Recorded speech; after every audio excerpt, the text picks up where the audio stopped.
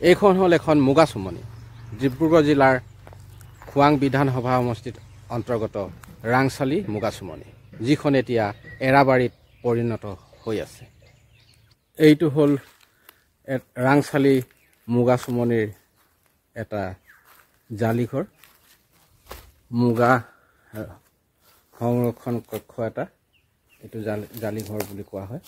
এতিয়া চাওক, জালিঘৰটো আছে, কিন্তু ইয়াত মুগা নাই, এক গৰু গোহালিলৈ ৰূপান্তৰিত হৈছে। এয়া চাওক কেনেদৰে উমলি গৈছে এই ঘৰটো। এয়া চাওক, জালিঘৰৰ ৰূপ চাওক আপোনালোকে। এয়া ৰাংচালি মুগাচুমনিৰ আজিৰ ৰূপ। আপোনাৰ ঘৰ ইয়াতে? মোৰ ঘৰ ইয়াতে। ইয়াত পোহে নাই মুগা?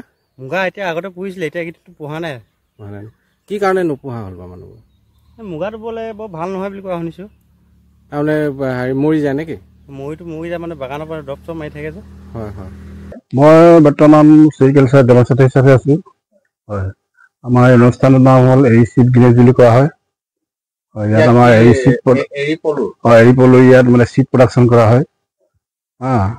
তাৰপিছত আমাৰ চিডবিলাক প্ৰডাকশ্যন কৰি আমি ডিষ্ট্ৰিক্ট অফিচত দিয়া হয়। ডিষ্ট্ৰিক্ট অফিচ থৈ দি মানে ফিল্ডত ডিষ্ট্ৰিবিউট কৰা হয়। এলেকাটো কিমান? ইয়াত 32 বিঘামান আছে লেণ্ড। হয়, আৰু ইয়াতে আমি দেখিবলৈ পাওঁ চুম গছো আছে। চুম আমাৰ 4টা ইউনিট আছে এই ৰাংচালিত। প্ৰথম হ'ল আপোনাৰ এইটো ভিজিয়া বুলি কোৱা হয়, ভিলেজ গেজিং ৰিজাৰ্ভ। চুম গছ। তাৰ দ্বিতীয়খন হ'ল আপোনাৰ চুম নাৰ্চাৰী। মুগা নাৰ্চাৰী বুলি কোৱা হয়। এনে চুম তাত নাৰ্চাৰী বনোৱা হয়, আৰু তাত মানে পলুবিলাক মানে ধৰক চিটটো মেলি বেছিক হেৰি কৰি বেলেগ জেগাত মানে দিয়া হয়। আৰু দ্বিতীয়খন হ'ল আপোনাৰ CNG। তৃতীয়খন কালেক্টিভ মালবাৰী গাৰ্ডেন বুলি কোৱা হয়। এইখন নুনি পলু আছিলে আগতে, এতিয়া বৰ্তমান মানে চুম প্লেণ্টেশ্যন কৰা হৈছে। হয়, আমাৰ এখন হ'ল ESG, এৰি চিড গেনেজ, অকল এৰি সঁচ উৎপাদন কৰা হয়। হয়, কিমান এলেকাটো কিমান চুম গছৰে সৈতে? 150 বিঘামান হ'ব লেণ্ড। সমস্যাটো কি আছে বাৰু? পালক যে নহয়, কি কাৰণে পালক? ইয়াতে আপোনাৰ কিছুমান প্ৰব্লেম আছে। এক নম্বৰতে হ'ল আমাৰ ইয়াত মানে টি গাৰ্ডেনৰ কাৰণে পলিউশ্যন হয়। তেনেকে ধৰণে কৃষক বহুত মানে ক্ষতিগ্ৰস্ত হ'বলগীয়া হৈছে। মেচিঅ'ৰ টাইমতে পলুটো মানে পলিউশ্যনৰ কাৰণে গছৰ পৰা সৰি পৰে। সেইটো আপোনালোকৰ যিটো কণী উৎপাদন কৰে সেইটোতো এফেক্ট কৰে নেকি? সেইটোতো কণীটো নপৰে, আমাৰ পলু ইৰিং কৰা হয় নহয়। ইৰিং কৰিহে আকৌ চিড প্ৰডাকশ্যন কৰোঁ। হয়, তাতো এফেক্ট হয় বাৰু। হয়, এই যে আপোনালোকে কেচেৰু গছ বিলাক যে ৰোপণ কৰা দেখিছো, হয়, এইটো ইয়াত আপোনালোকে পোহেও নেকি? আমি পোহা হয়। সেইটোৰ পৰাই কণীটো উৎপাদন কৰে? সেইটো মানে নহয়, আমি পুহি পেলাই ইয়াত চিড কোকোন মানে উৎপাদন কৰোঁ। সেই চিড কোকোনৰ পৰা আকৌ মথ ইমাৰ্জ হয় যে পখিলা, সেই পখিলাই কণী পাৰিব। সেই কণী আমি মানে ডিষ্ট্ৰিক্ট অফিচত থৈ দি ফিল্ডত ডিষ্ট্ৰিবিউট কৰা হয়। বিনামূলীয়াকে কৰা হয় নেকি? এটা মূল্য দিয়া হয়। ইয়াৰ পৰা ৰেভিনিউ কালেক্ট হয় নে? হয়। এইটো ডিব্ৰুগড় জিলাৰ ক'ত আছে এনেকুৱা? গোটেই আমাৰ ডিব্ৰুগড় ডিষ্ট্ৰিক্টৰ ভিতৰত আমাৰ এইখনেই একমাত্ৰ এখন অনুষ্ঠান এৰি চিড ভিলেজ। আৰু মুগা চিড আছে, মাহমাত আছে ন, মাহমাত আছে। তাৰপিছত আমাৰ মুগা চিড আৰু তেনেকে নাই। সমস্যা আছে নেকি? যিহেতু আৱাসীয় হয়, এইটো নিশ্চয় আমাৰ আৱাসীয়বিলাক যিহেতু জৰাজীৰ্ণ, আমি এতিয়া ঘৰৰ পৰা ভাড়া ঘৰত থাকিবলগীয়া হৈছে। কোনো মৰাণত হওক বা খোৱাঙত হওক থাকি ইয়ালৈ অহা যোৱা কৰিবলগীয়া। ষ্টাফ আমাৰ 5 জন আছে। তাত কৰি আপোনাৰ এবাৰ ৱৰ্কাৰ্ছ আছে, মাষ্টাৰ ৰোল, তাৰ আছে 3জন ন, টোটেল 10 জন আছে ৱৰ্কাৰ। থকা মেলা অসুবিধা, যিহেতু বাসগৃহ নাই, আৱাসগৃহ। কাৰেণ্টৰটো নাই। হয়, পানীৰ সুবিধা নাই। এইজোপা কোৱা হয় আপোনাৰ কেচেৰু।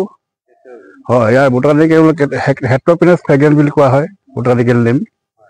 আমাৰ এইটো এৰি পলু মানে প্ৰাইমেৰী ফুড প্লেণ্ট বুলি কোৱা হয়। হয়, কোনটো কুমলীয়া অংশ খায় নে বুঢ়া?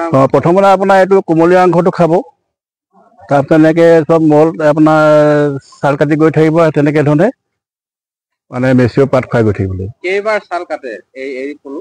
এনেতো 5বাৰ মান হয়, ফাৰ্ষ্ট মোৰ ছেকেণ্ড থাৰ্ড ফৰ্থ ফিফ্থ তেনেকে হয়। আৰু বৰ মুগাটো বৰ মুগাটো সেই ঠিক তেনেকে একেই আৰু আৰু নুনীটো একে হয়। এইটো আছিলে আমাৰ এই ফাৰ্ম পৰিচালকৰ আৱাসগৃহ, বৰ্তমান জাহাজী নহ'ব গৰু গোহালি গৰু গোহালিলৈ ৰূপান্তৰিত হয়। এইটো কি হয়? এইটো আমাৰ এই ESD আপোনাৰ ৰেগ হাউচ বুলি কোৱা হয়। ইয়াত কি কৰা হয়? ইয়াত আমাৰ পলু পালন কৰা হয়। এইটো হ'ল আমাৰ মানে চিট কুকুন বুলি কোৱা হয়। চিট কুকুনটোৰ পৰা যেতিয়া পখিলা ইমাৰ্জ হ'ব, এই পখিলাজনী ইমাৰ্জ হ'ল নহয়, ইমাৰ্জ হোৱাৰ পিছত ইয়াত মানে সূতাৰে বান্ধি খৰিকাত লগোৱা হ'ব। খৰিকাত লগোৱাৰ পিছত আকৌ মেল আৰু ফিমেল মথ দুয়োটাৰে বান্ধিব লাগিব। এই কুকুৰটো মেল ওলাব পাৰে, ফিমেলো হ'ব পাৰে, দুয়োটাই লাগিব। মানে মাইকী পখিলা মতা পখিলা বুলি কোৱা হয়। দুয়োটাক পেয়াৰিং কৰি মানে খৰিকাত লগোৱা হ'ব। খৰিকাত লগোৱাৰ পিছত আপোনাৰ যেতিয়া এদিনমানৰ পিছত আপোনাৰ এইটো আনপেয়াৰ কৰি দিব লাগিব, মতাটো তাৰ পৰা ৰিমুভ কৰি দিব লাগিব। কৰাৰ পিছত আপোনাৰ এদিনৰ পিছত কণী পাৰিব। এইটো কণী পাৰিলে কণীটো আপোনাৰ আৰু কিছুদিন পিছত হেডছ হ'ব। হেডছ হ'লে মানে এইটো পলু ওলাব। পলু ওলোৱাৰ পিছত তেনেকে আপোনাৰ ধৰি লওক এই কুমলীয়া পাতটো খোৱা হ'ব প্ৰথম অৱস্থাত, ফাৰ্ষ্ট ষ্টেজত। ফাৰ্ষ্ট ষ্টেজত কুমলীয়া পাত খোৱা হ'ব। আপোনাৰ ছেকেণ্ড মল্ট হ'ব, তেতিয়া ছেকেণ্ড মল্টটো সেই তেনেকে ক্ৰমান্বয়ে মানে বুঢ়া পাত খুৱাই গৈ থাকিব, মেচিয়ৰ পাত খুৱাই খুৱাই আপোনাৰ যেতিয়া লাষ্ট ফিফ্থ ষ্টাৰ পাবগৈ, তেতিয়া পলুটো আপোনাৰ মেচিয়ৰ হৈ যাব। মেচিয়ৰ হ'লে কিমান দিন লাগে প্ৰথম কণী ফুটাৰ পৰা পকিবৰ কাৰণে? প্ৰায় আপোনাৰ কণী পৰাৰ পৰা ফুটালে 4 দিনমান লাগিব। মেচিয়ৰ হ'বলৈ আপোনাৰ 25 দিন 26 দিন এনেকুৱা ভিতৰত পলুটো দি যাব। চোম গছ, কেচেৰু গছ আৰু নুনী গছেৰে ভৰপূৰ হৈ থকা ৰাংচালি মুগাচুমনিত এতিয়া ৰাম ফুটনিয়ে ৰাজত্ব কৰিছে। সূৰ্যত উত্তাপ বিচাৰি আমাৰ যাত্ৰা, চন্দ্ৰৰ পোহৰৰ দৰে আমি দিম স্বচ্ছ বাৰ্তা। আপোনাৰ মঞ্চ, আপোনাৰ কণ্ঠ, চানমুখ।